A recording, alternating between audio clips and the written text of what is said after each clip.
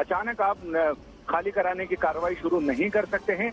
अगर कोई कंस्ट्रक्शन चल रहा है उसमें 24 घंटे की मोहलत है, और कंस्ट्रक्शन हुआ है, अवैध निर्माण अगर है, ऐसा सरकारी एजेंसियों को, प्राधिकरण को लगता है, तो कम से कम 7 दिन का नोटिस देकर 7 दिन में जवाब लेने की कवायद शुरू करनी चाहिए। और उसके बाद इस बीच चाहे तो जो भी पीड़ित पक्ष है वो अदालत का रुख कर सकता है राहत के लिए, और उसको इस बात का पूरा अधिकार है अपनी बात रखने को, ये बताने को कि जिसको अवैध कंस्ट्रक्शन बताया जा रहा है वो अवैध नहीं है, उस पर उसका लीगल क्या अधिकार है, क्या उसका स्टेक बनता है, वो सारी चीजें कोर्ट के आगे रख सकता है। तो 7 दिन की, कम से कम 7 दिन का नोटिस तो जरूर देना चाहिए था।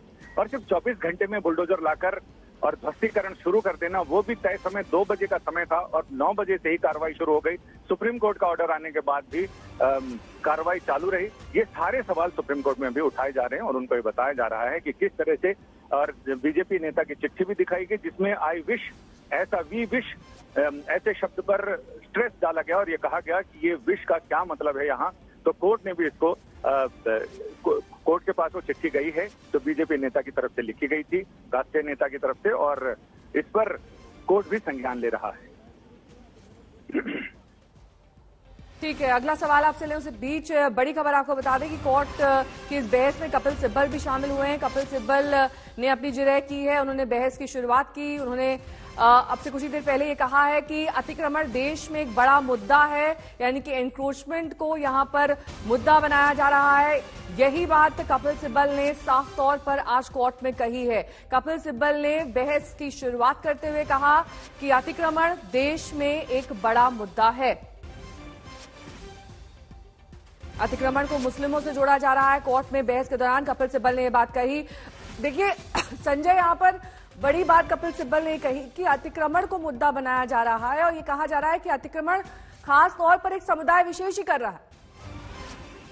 जी हाँ, बिल्कुल। और खास ये भी कहा गया है कि एक्स्ट्रा लीगल दंडात्मक कार्रवाई की जा रही है, जो कानून को अपनी मुट्ठी में लेकर, कानून को ताक पर रखकर जो कार्रवाई चल रही है वो कानून के हिसाब से सम्मत नहीं है। लिहाजा इसमें कोर्ट को गंभीरतापूर्वक उनकी याचिका पर विचार करना चाहिए। और ये भी कहा गया कि ये कोर्ट का ये पॉलिटिक्स का फोरम नहीं है, लिहाजा इस पूरे मामले को संवेदनशीलता से देखा जाना चाहिए। और जिस तरह से सरकार पॉलिटिक्स कर रही है, एक खास समुदाय के खिलाफ दंडात्मक कार्रवाई की जा रही है, उस पर रोक लगनी चाहिए, क्योंकि ये संविधान सम्मत भी नहीं है और मानवता के सम्मत भी नहीं है। वहीं दुष्यंत दवे ये कह रहे हैं संजय कि ये राष्ट्रीय मुद्दा है, इसको एक बड़े व्यापक स्तर पर, नेशनल लेवल पर देखा जाना चाहिए। ये सिर्फ एक जहांगीरपुरी तक सीमित नहीं है। वो कह रहे हैं कि ऐसी कार्रवाई सैनिक फार्म्स और गोल्फ लिंक्स पर क्यों नहीं की जाती, जहां पर बड़े बड़े लोग रहते हैं। हाँ, सुनवाई की शुरुआत में ही सुप्रीम कोर्ट ने पूछा था कि आप दोनों मैटर्स में आर्ग्यू कर रहे हैं, तो ये कोई राष्ट्रीय महत्व का मुद्दा है क्या? ये तो एक इलाके का मुद्दा है। इस पर दुष्यंत दवे ने साफ कहा कि ये राष्ट्रीय महत्व का मुद्दा है माय लॉर्ड, क्योंकि ये तो एक जगह है जहांगीरपुरी, लेकिन पूरे देश में हमारी अगली याचिका, जमीयतुल उलमाए हिंद की जो अगली याचिका है, उसमें देश के 9 राज्यों का हवाला दिया गया है, जहां पर बिना किसी तीसरे मामले में कोई आरोपी हो उसके घर पर बुलडोजर चलाया जा रहा है। सिर्फ आरोप की बिना पर बुलडोजर चलाया जाना गलत है, क्योंकि जब तक मामला कोर्ट में नहीं जाए, कोर्ट के ऑर्डर नहीं हो बुलडोज करने के, तब तक कोई भी सरकार, कोई भी प्राधिकरण किसी की संपत्ति को ध्वस्त नहीं कर सकता है।